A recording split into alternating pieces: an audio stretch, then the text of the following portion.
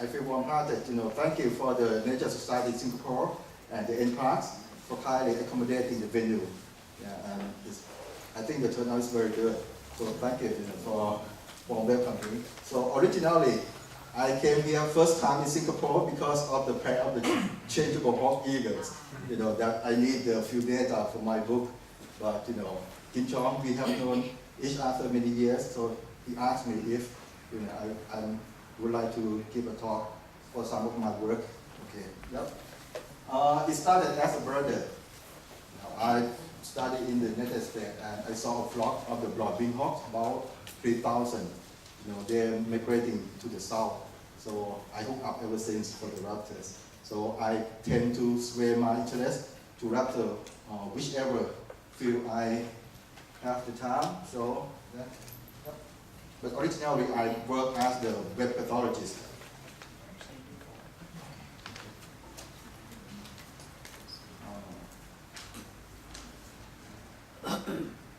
That's my university, South University. Actually, I'm the veterinarian and trained as the web pathologist. But as a brother, I enjoy doing some survey for the raptors. So this will give you overview of the research site I have been doing for more than 10 years. First, we Radar Hill is established in 2005, and here is located in Metropolitan Province. Here you can see that this is the Botanic. Many of you would know that. Mainly in Thailand, autumn migration is the big thing. It's bigger than spring migration. Spring migration, most of the raptors tend to move to the west. So many of them enter Myanmar. But some of them, just travel along the Danao Sea, alternatively mountain range here. So this is the first research site that I established for full seasonal autumn count. And here. The good thing about Radar Hill, many of you have heard about Khao Din Saw. It's a premier global site, and anyone interested in bird migration, I truly encourage you to pay a visit, at least once in your lifetime, if you're really interested in bird migration. Really, don't believe me, see for your own eyes, okay? Yeah. But for Radar Hill, I've done more than 10 years of counting raptors over there, and we have to visit from some as a friend, in our Southeast Asian country, Malaysia, Singapore, and last 2 years we have volunteers from Hong Kong and Cambodia to help me counting the number of the raptors. So that's the first site, And then the second site in Chiang Rai, the northernmost province. Yep. I call it Haven of Harriers. Some of you may not know, the harriers are unique and different from other raptors. They're born on the ground. They don't born in the nest up in the tree. Their parents build the nest in the marshland, in the reed bed. So for the raptors, they're born which way? They will root or go to sleep in that way. So for the harriers, before they go to the night roost, they're going to land in the clear area like this. And behind the clear area is the tall grassland.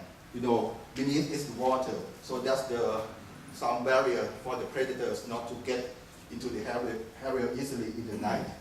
So this is the raster loop in Thailand, about approximately 200 pied harriers. So I think it's about 1% of the global population, because pied harrier is the East Asian species. So that's the second site. I will show you the video later. And this site I also urge you to pay the visit. It's spectacular. Third site is in eastern Thailand here.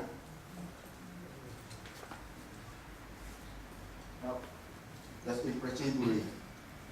Yeah. In Thailand, we have both migratory species and resident. We have officially 55 species of raptors. I mean, diurnal raptors. The raptor or the birds of prey that hunt during the daytime. Okay, so we have both migratory, like the one I think Singapore also have it. It's the black-eared kite, right? Mewers, migrants, miniatures. But in Thailand, we also have the resident subspecies. This one is the Go-winter subspecies. This particular subspecies breed in Thailand and become endangered because of the illegal poaching. Okay, so we still don't have the breeding ecology data until this year that the local informed me about the nesting pair in Prajinburi. So I sent my student to collect the data, and this data will be published in Journal of Raptor Research. Then, that's the fourth site. Also, that's new to me and new to science. The fourth site is in Phetchaburi. Some of you that have visited Thailand for birding would know about this province. It's the birdiest province in Thailand. You have raptors in Phetchaburi, you have forest mountain species, you have shorebirds, for spoonbill sandpipers, that's the proper site too. But raptor-wise, it's also harbor the nesting territory of the black Baza. Black Baza is a partial migrant, means that some of the population, most of them breed in northern hemisphere. For the black Baza breeds in southern China. But we also have some resident subspecies in Thailand, mostly in western Thailand and northeast. But in Phetchaburi, we just discovered this nest last year. This nest is extending the range. It's the first of its kind, in the southernmost province in Thailand. So nowhere else south to Phetchaburi have the record of the nesting black Baza.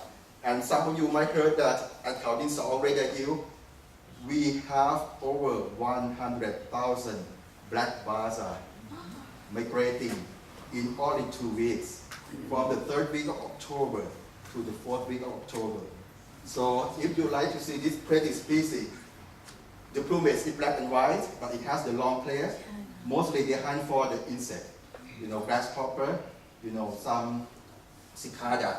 It's a pretty species, but the migration of this species is huge. In one day you can get over 10,000 birds a day. Again, don't believe me. Go check for yourself. Okay, for the Radar Hill, it's established in 2005 and organized by the Thai Raptor Group. For all this year, the work supported by the Thailand Raptor Research Fund at my university, mainly by donation from the public. And sometimes I propose submit the grant to get the government funding, for some high technology equipment. So for the Radar Hill and also at Khao Din Sao, if would you like to visit to see the autumn migration of raptors, mid-September to early November. So split into 2 periods. If you like to see the Chinese goshawks and Oriental honey buzzard, most of you would have seen that, right? The honey buzzard. That's the first peak of the raptor migration from late September to 1st week of October. But the downside, no variety, no rarities. Okay? So mainly Chinese goshawk and Oriental honey buzzard. Then when the time moves to the 3rd week of October to 1st week of November, you will get the most numerous migratory raptors in Southeast Asia, the black Baza, more than 10,000 birds a day. And their migration, I pattern that as peak migration. They move quickly, only in 2 weeks. You will see many, and abruptly they disappear. So if you miss that distinct period, you might miss the river of raptors.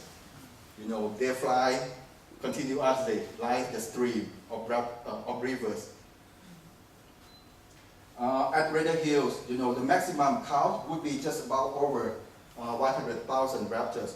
But at Khao Din Sao, I think the official count would be about 400 to 500,000 per season, per 8 weeks. Okay? But I told you that for the black Baza, go during the late October. And mainly, we have the Oriental, from domestic and foreign, I usually, announce to get, and in the past few years, we have done 2 consecutive years of counting in autumn for 7 weeks. We received, volunteers from Cambodia, Hong Kong, and also Singapore. One Wen Gang, last 2 years, she volunteered and we work together. She's very good raptor watcher and bird watcher. So if any of you interested, to join, we provide some basic room and boards and transport between the airport from Bangkok to the site. So maybe you can contact me later. Yeah, and this is the summary of the count at Radar Hill. We have over 28 species of migratory raptors passing southern Thailand. But for the species that have the number over 1,000 birds, I call it major species. We have 6. The most numerous will be the black Baza. You see, this is about 80,000. Remember this at Radar Hill. And then the second numerous is changed, from year to year between Crayfish, Buzzards, okay, and this one, the Chinese goshawk. And some year the honey buzzard beat the Crayfish Buzzard to be the third. And then we have Japanese sparrowhawk, another exhibitor. It's very challenging to identify exhibitor in flight, but it's fun. And then the 6th major species is the chikra. This one has haunted some Malaysian friends also in Singapore. We counted over 1,000 at counting, so I think over 10,000 per season. But we received very few records in Malaysia and Singapore. So it's still a mystery. Where do the chikra go, from southern Thailand? They take the different route from the black Baza, from the honey Baza, or they just disappear into the forest in southern Thailand or in the northernmost western Malaysia. I don't know. I bring some of the summary from certain species, like this one, Jordan Baza. But I think you get a lot more records in recent years in Singapore, right? For this one, the Jordan Baza. Here I compare the number. I counted myself at Radar Hill and also in counting saw. You can see the peak time. If you like to see certain species and you know about the data, you can choose, or decide, distinct period you want to go to pay a visit to see your wanted species. Like this one, you can see that, peak from mid-October, to the 3rd week of October, and then it winds down to the 1st week of November.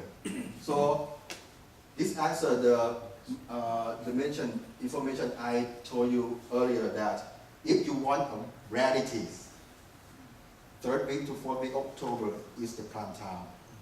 You can get aquila eagles, you can get Choctaw snake eagle, and any other species else. Although the Jordan's Baza, they come in, pass by in hundreds. Okay, and the data that we discovered at Radar Hill before Khao established, we know that some of the species are partial migrant.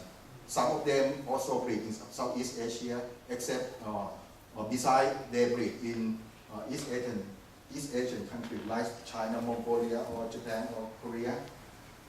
In the past, we believe that these species are resident, but there are some certain populations in the north that do migrate seasonally, mainly in autumn. Here, the Jordan Baza, crested serpent eagle. We have photographic evidence in Singapore that the Burmese crested serpent eagle, Spironis chila, Botanicus, also winter here. But in Malaysia mainly, they have the resident subspecies, the Spironis chila malayensis, which is the smallest of the subspecies, 3 subspecies in Southeast Asia. And the chikra and the Rufous winged buzzard. Anyone have seen this species? It's a pretty one.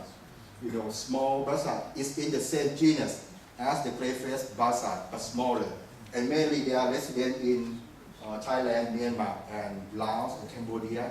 But I haven't tapped them with the satellite, so I don't know exactly where they come from, that passing through Thailand. But I think that they might come from northern Myanmar. So that will be one area that we have to study more. And also we have some rarities. You know, turtle snake eagle.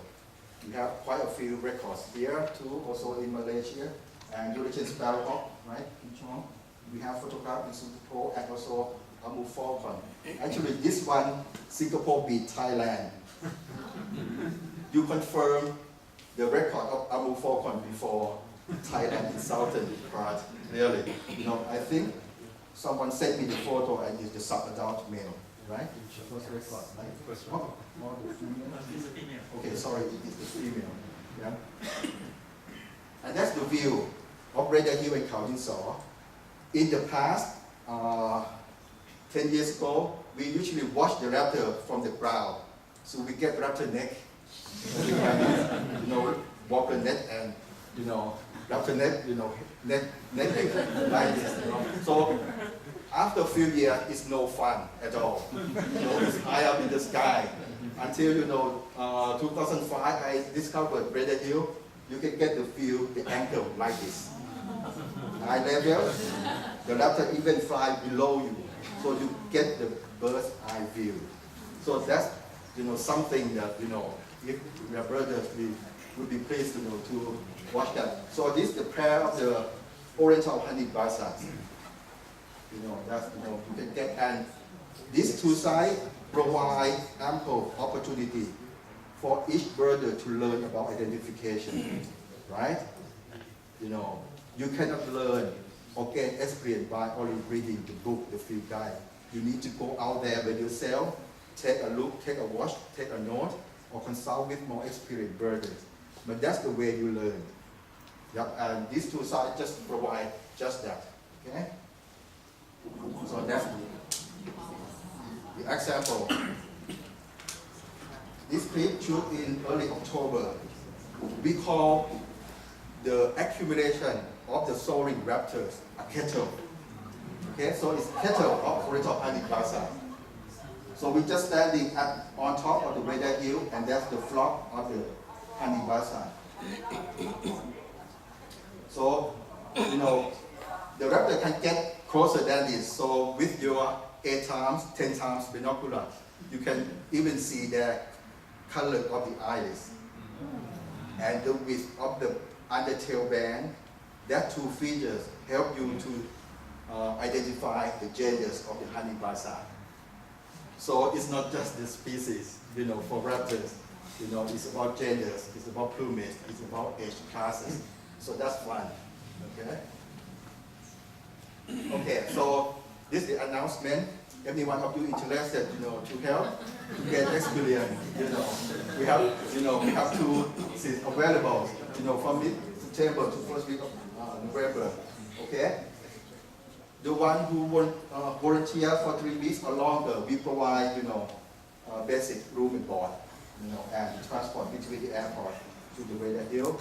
Okay, and we have volunteer, the Thai volunteer who will, you know, drive you to the site. So, you know, if anyone interested, just send me an email and we can discuss further. Okay? Okay, the second side, the haven. It's not the heaven, it's the haven. Because illegal hunting is still common in Thailand too. So it's fortunate that we have the local who cares about the harriers. You know, you have seen the video of the harriers landing on the ground. If the local have the gun, that's very good opportunity that they can shoot easily, right? But that particular local decided not to shoot the harriers.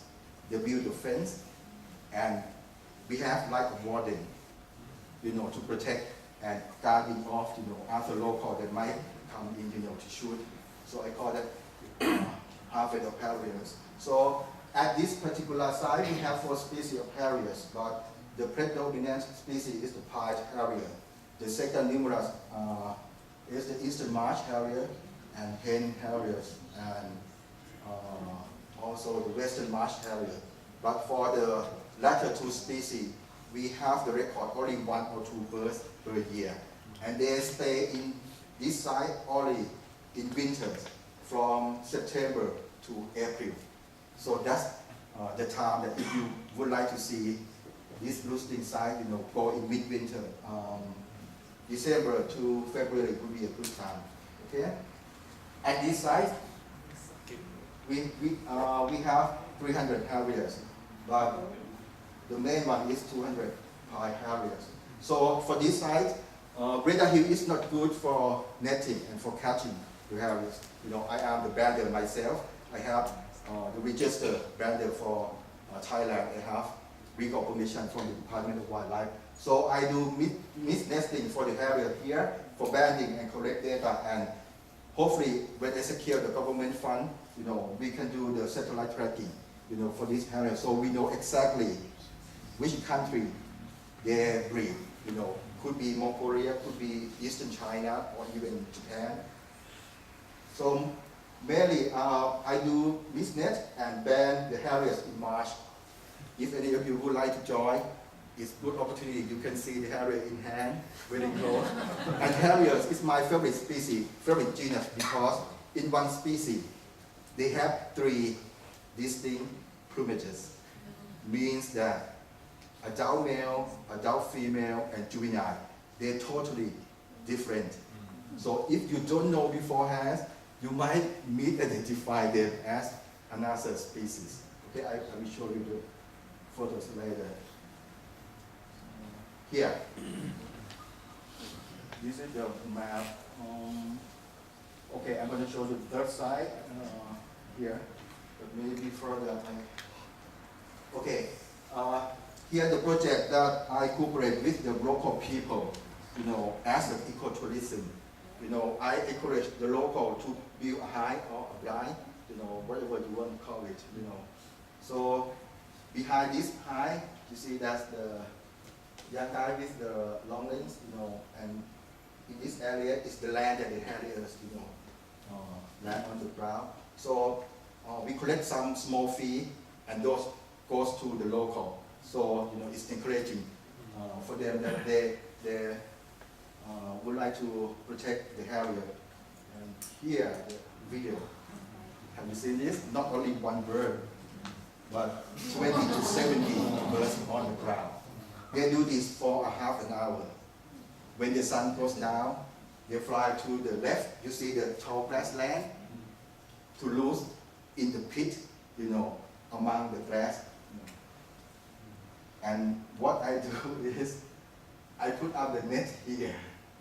So when they have low light, the harrier don't see the net, so they fly directly into the net so we can catch them easily. Here, this is adult male, the pie, black and white. This one, the juvenile, the chocolate color. And the streaky light brown is the adult female. You see, all these are the same species, pie, harrier, my favorite one. Here now, some start to fly, they will fly circling, over the grassland and wait, go down to roost, over here. The distance between you and your harriers range from 20 meters to 70 meters. If you stay still and quiet, you don't need the binoculars. And you can get full frame with the 300 millimeters lens. If you're in the bright, okay? And here, that's where they roost in the night. See? Now they're circling around just over.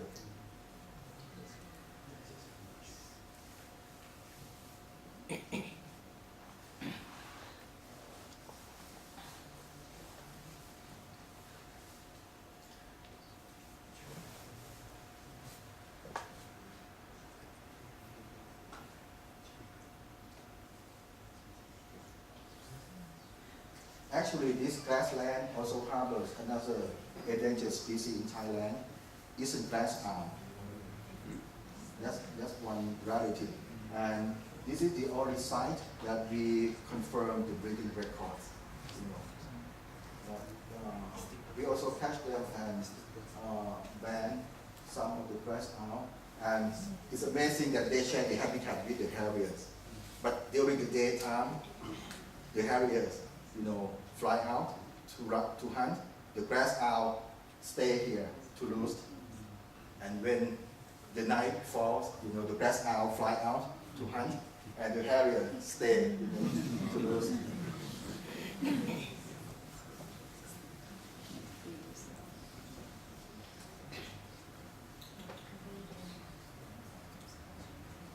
This is spectacular, bird-wise. Okay, that's the word. This is the volunteer from Hong Kong, Jennifer. And some of you might know her. She's a very good brother, and she just, you know, contact me and volunteer for Red Hill Count. And then later March, she brought one friend, you know, to join the harrier banding. And here, you know, we put the color band and also the legal aluminum band, which I have to do that because the legal inquiry. And you know, some of the research, you know, we just put up for visiting brothers, you know, to learn what we know, you know, in the past from the research at the site. That's the adult female pied harrier. This one is a juvenile.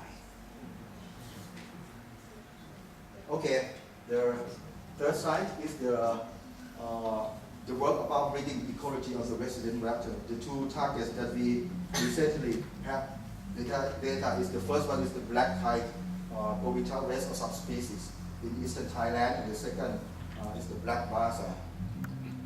Okay, for the black Baza, you know, they breed in northern, northeast, and western Thailand in very small population. We don't know exactly the whole population for Thailand yet, you know, but we think that there are not many because this is one target species that the illegal poacher like to lock the nest and take the nestling to be sold in the black market because they are pretty look, you know. But we know from last year about some basic, you know, nesting ecology.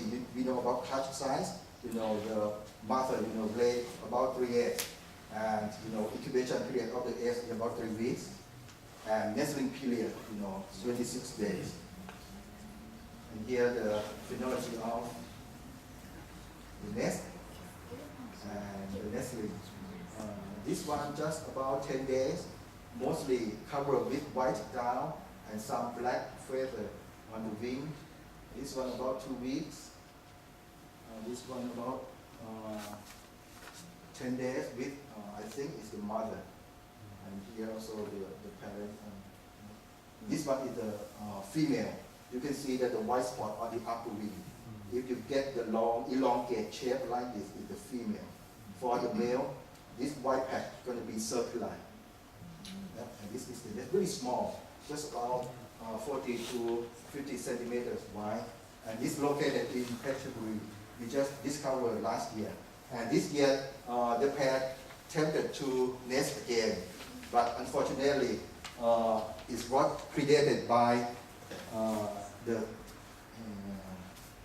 cuckoo, the greater cuckoo. Yes, yeah. Why the eggs still not hatched? Yeah. I sent the student to collect data for second year, and the cuckoo just came in and dropped the eggs. So that this year nest what failed. Yeah. Yeah. And what we know about the prey or the prey composition, that the parents of the black Baza hunt and brought to the nestling. So remember this and compare to the prey composition of the black kite, you will see the difference. Okay, but for this species, you can see that mostly it's the caterpillar, okay, and lizard.